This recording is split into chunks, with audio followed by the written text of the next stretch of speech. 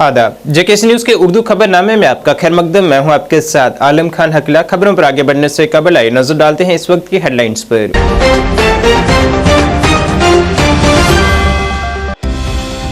Jammu Kashmir panthers party का BJP के खिलाफ एहतजाज, सरकारी बंगलों का गलत इस्तेमाल और हिज़्ब इख्तिलाफ को कमजोर करने के लगाए इल्जामात।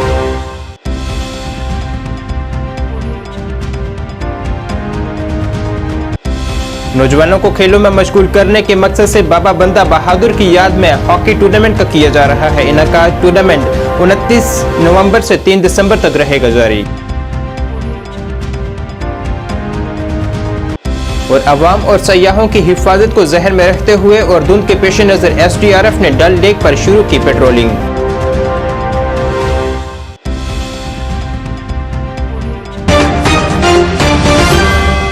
अब खबरें तफसील से।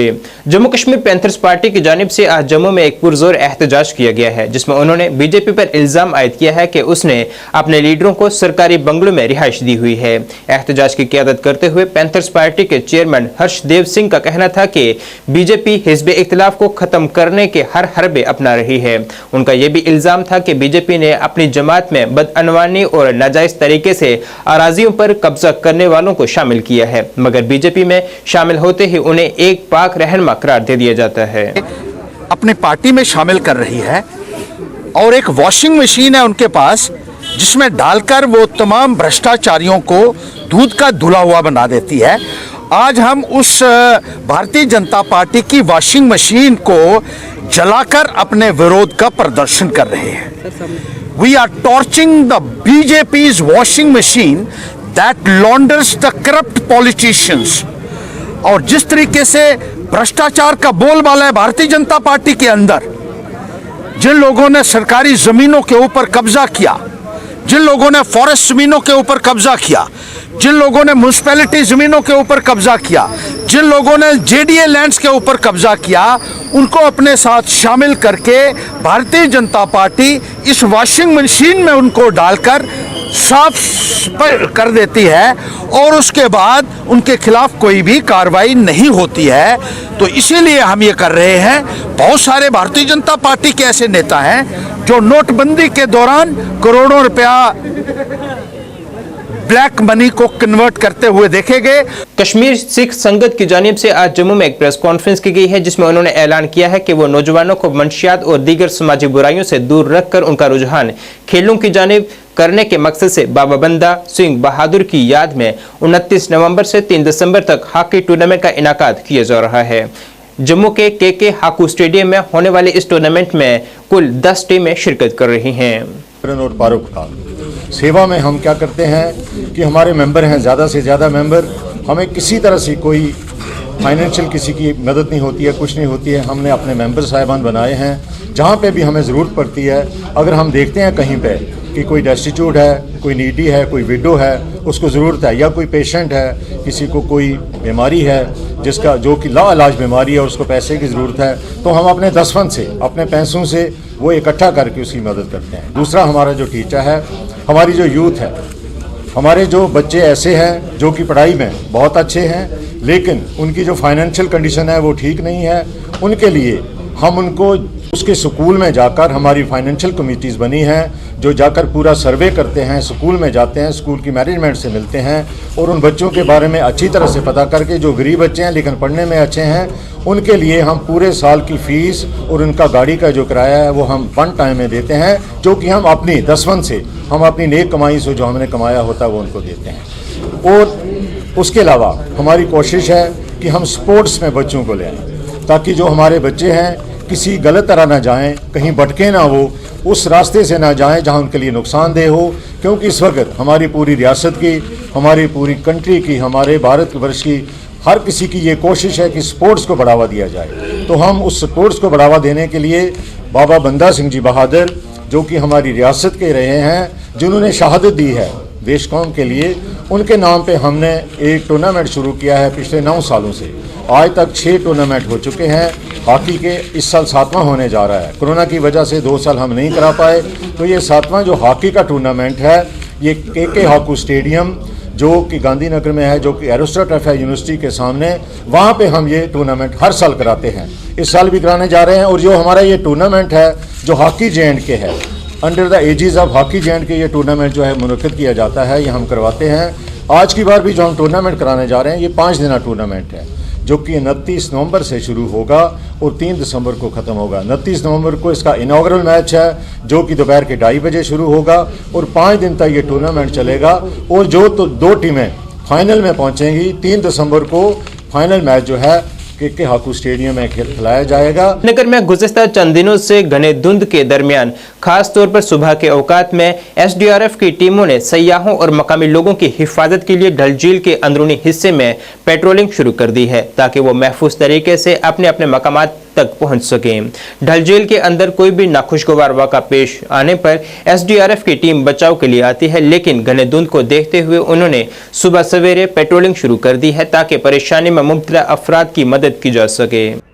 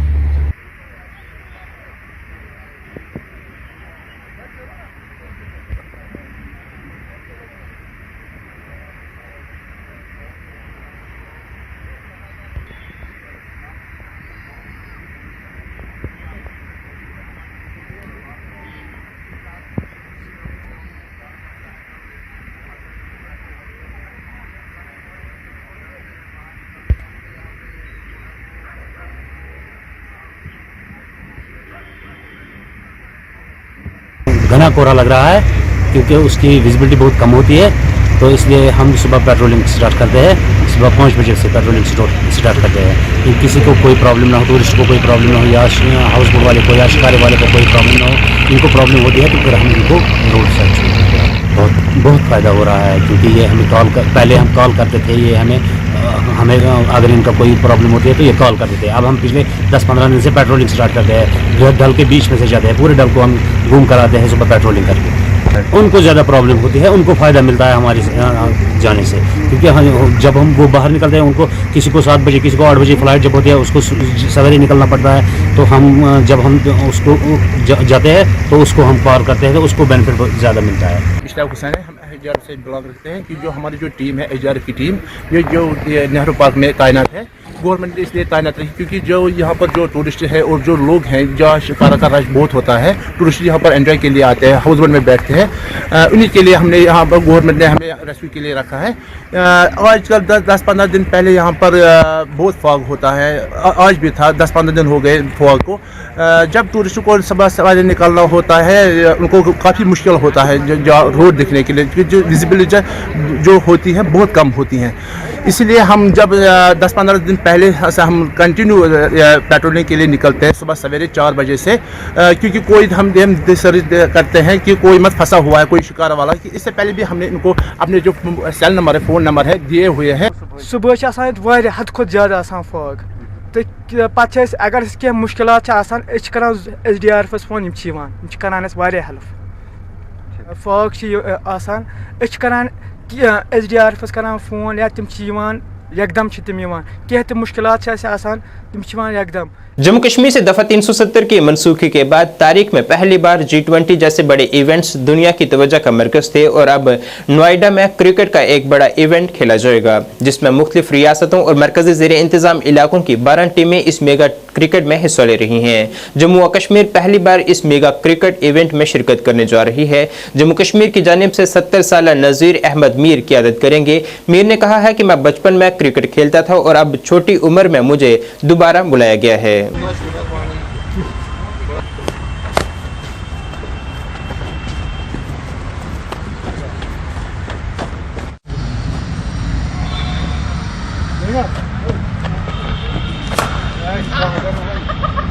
हेलमेट था आज के दिन والله بدي معي हेलमेट والله अच्छा والله الان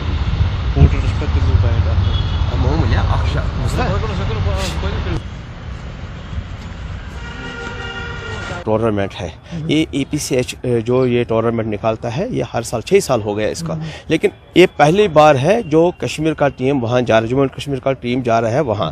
जो ये है जिनका यहाँ पर मेंबरशिप है, ये उन्हीं को ये टीम में लाते हैं। तो इस एज में उन्होंने मुझे कॉल किया है क्योंकि आप टीम में शामिल है, तो मैंने सोचा मैं प्रैक्टिस करूंगा पहले, फिर वहाँ अच्छी तरह से खेलूँ। तो लिए मैं बचपन में भी खेलता था, बहुत क्रिकेट खेलता था, इसी अमरसर कॉलेज में बहुत खेलता था पहले। अब दोबारा जब उन्होंने मुझे कॉल किया, टीम में शामिल किया, मैंने सोचा कि काफ़ी अरसे के बाद आज मैंने बैट उठाया तो मैंने प्रैक्टिस शुरू किया। पिछले एक हफ्ते से मैं प्रैक्टिस शुरू कर रहा हूँ। देखो जम्मू कश्मीर का पहली बारी हम जा रहे हैं दिल्ली में, ये टूर्नामेंट है। पहले ये EPCH की तरफ से 6 बार खेल चुका है, तो हमें तो पहली बार खेलना है। तो अच्छा टूर्नामेंट है, ये बहुत अच्छा अरेंजमेंट का है, EPCH वालों का है। हाँ, तो मैंने सुना है 12 टीम है, ये डिफरेंट स्टेट का है। जैसे दिल्ली है, दिल्ली ने मैंने सुना आज न्यूज़ में मैंने सुना 3 बारी दिल्ली ने ये टूर्नामेंट जीता है। EPCH जो निकालता है ये टूर्नामेंट, ये 3 बारी उन्होंने दिल्ली वालों ने जीता है। तो ये मुझे लग रहा है प्रैक्टिस मीन्स परफेक्ट। हाँ नहीं, मुझे तो नहीं लगता, तो इसमें कोई एज लिमिट नहीं है, यानी कि जज्बा बिल्कुल एकदम सही है। मुझे तो कोई फ़र्क नहीं है, शायद आपने भी 2-3 आवर्स देखी है, तो मुझे नहीं लग रहा है कोई ये इसमें कोई एज का डिफरेंस है। लग रहा है जम्मू कश्मीर टीम जो है वो इंशाल्लाह आप देख लीजिए। अब अभी हमें 2 हफ्ते यहाँ पर प्रैक्टिस करना है, जब हम दिल्ली जाएंगे तो इंशाल्लाह जीत के आ जाएंगे। ये 14 तारीख से है, 14-15 तारीख। देखिए हम अभी, माय नेम इज़ जमील नकाश जी, मैं एक्सपोर्ट हैंडीक्राफ्ट्स के साथ, हमारा अभी जो इनविटेशन आया एक्सपोर्ट प्रमोशन काउंसिल के थ्रू, तो अभी हम प्रैक्टिस कर रहे हैं। जो हमारा अभी लीग होने वाला है नोएडा यूपी में, तो उसी के लिए हम यहाँ पर आ चुके हैं प्रैक्टिस करने के लिए।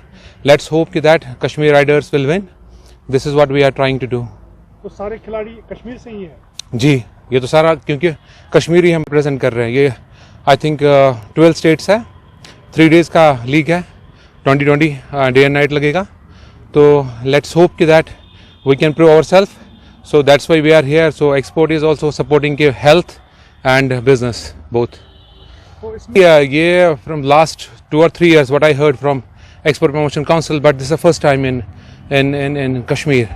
So they are introducing Kashmir riders first time. Kashmiri team is first time. Yes. It's yes, right. Jammu university के पुंछ कैंपस में मौजूदा मंजूरनामे और सेरिकल्चर के मुस्तकबिल के इम्कानात पर 2 रोज़ा कौमी कॉन्फ्रेंस इख्तिताम पज़ीर हो गई है, जिसमें काफ़ी तादाद में लोगों ने शिरकत की है। सेरिकल्चर के बदलते हुए मंजरनामे को तलाश करने के लिए कई मौक़िफ़ों पर गुफ्तगू हुई है।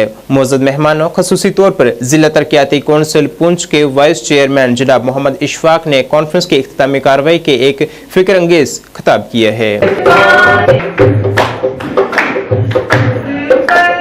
ये सेरिकल्चर जो है पुंछ कैंपस से ही कुपून प्राप्त जो है जाना जाए, और वी विल डू डेफिनेटली आपकी ब्लेसिंग्स और सपोर्ट के साथ हम काफी कुछ आगे सेरिकल्चर को काफी आगे लेकर जाएंगे। There, excitement. I said, okay, we do, and I congratulate all my faculty members, all my students to put in a great show in organizing this conference. And at the outset, I am very thankful. हमारा already proposal जो है उसमें यहाँ पे 5 और department खुलने हैं, जिसमें हमारा कॉलेज ऑफ नर्सिंग है, हमारा IT डिपार्टमेंट है, हमारा डिपार्टमेंट ऑफ बायोटेक्नोलॉजी है, और यहाँ पे गोजरी और पहाड़ी पे एक ट्राइबल म्यूज़ियम बनेगा। तो हमारा प्रपोजल ऑलरेडी गवर्नमेंट को सबमिटेड है, I assure all the present over here कि जल्दी से जल्दी जैसे ही ये बिल्डिंग हमारी कंप्लीट होती है तो यहाँ पे बहुत सारे नए प्रोग्राम लॉन्च होंगे और आने वाले टाइम में मुझे लगता है कि हमारा जो पुंछ का ये ऑफसाइड कैंपस है जम्मू यूनिवर्सिटी का, ये बहुत ही एक वाइब्रेंट एजुकेशनल हब बनेगा। आज ये कैंप जो ऑर्गेनाइज किया था डॉक्टर राकेश वेद साहब ने, रियली मैं बड़ा अप्रिशिएट करता हूँ इनको, और इन्होंने ये मैं कहता हूँ बहुत अच्छा इनिशिएटिव है इनका। मैं खास कर ये बात कहता हूँ कि हमारे देश के बहुत सारे हिस्सों से और यूटी के खासकर हिस्सों से बच्चे आए हुए हैं, इनको एक्सपोजर हुआ और सेरिकल्चर डिपार्टमेंट जो है उसमें इन्वॉल्व करने के लिए बच्चों को इंकरेजमेंट मिली, और इस कैंप से मुझे लगता है कि काफ़ी हद तक लोगों को फ़ायदा होगा। मैं इनका बहुत आभारी हूँ, बहुत शुक्रगुजार हूँ, खासकर मैडम रूबिया जी का। इन्होंने काफ़ी मुझे इंसिस्ट किया कि आप इसमें आप आओ, और मुझे भी अच्छा लगा। बाकी डिपार्टमेंट्स के और भी कैंपस के बहुत सारे इश्यूज़ हैं जो मुझ तक रखे गए। मैं वादा करता हूँ आवाम के बीच में कि ये जल्दी से जल्दी फुलफिल करेंगे और इनका काम जो है बढ़िया से बढ़िया करेंगे। जिला तरक्याती कौंसिल मेंबर हेडक्वार्टर मेंढर और BJP leader engineer Wajid Bashir Khan Tiku ने आज फ्लैग मास्ट नस्ब किए जाने के काम का आगाज किया है। यहां 144 फुट की ऊंचाई पर तिरंगा फहराया जाएगा। इस दौरान डीडीसी मेंबर ने कहा है कि इस काम को जल्द अज जल्द मुकम्मल किया जाएगा और यह सबसे ऊंचा राजौरी पुंछ का फ्लैग मास्ट होगा।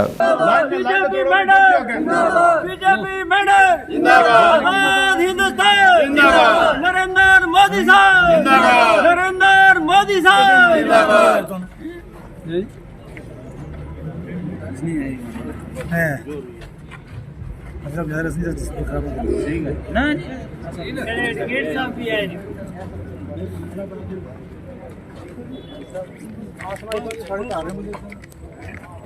ये हजरात का आज हमने फ्लैग मास्क पोल जो है 35 मीटर 110 फुट से वो है हाइट इसकी, जो हिंदुस्तान का झंडा का फाउंडेशन स्टोन स्टार्ट होने जा रहा है। यहाँ पे हम बहुत जल्दी ये हमारा टावर भी यहाँ खड़ा हो जाएगा इंशाल्लाह।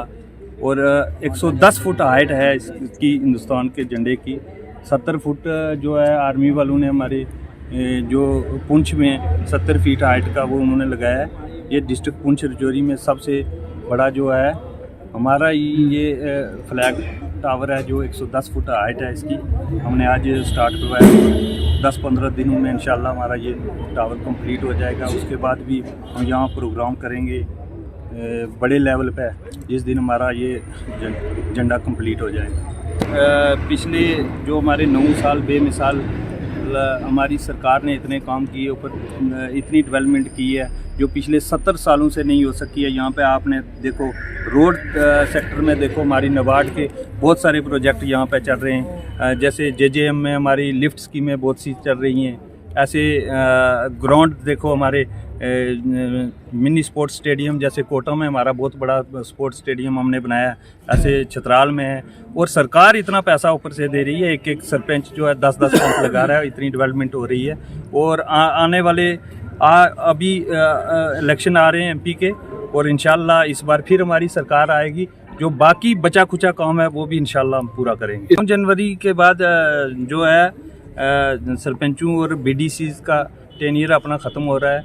हम सारे सरपंचों के साथ जो हमारे भाई थे सरपंच हजरात, उनके साथ मिलके हमने 2 साल में काम चलाना है। और जब इनका इलेक्शन हुआ उसके बाद सरपंच जो भी हुए वो काम करेंगे, और इनके साथ मिलके ही हमने काम चलाना है। बहुत अच्छा, बहुत अच्छा। नाज़रीन, इस वक्त के उर्दू बुलेटिन में बस इतना ही। मुझे मेरी टीम के साथ दीजिए इजाज़त। अल्लाह हाफिज़।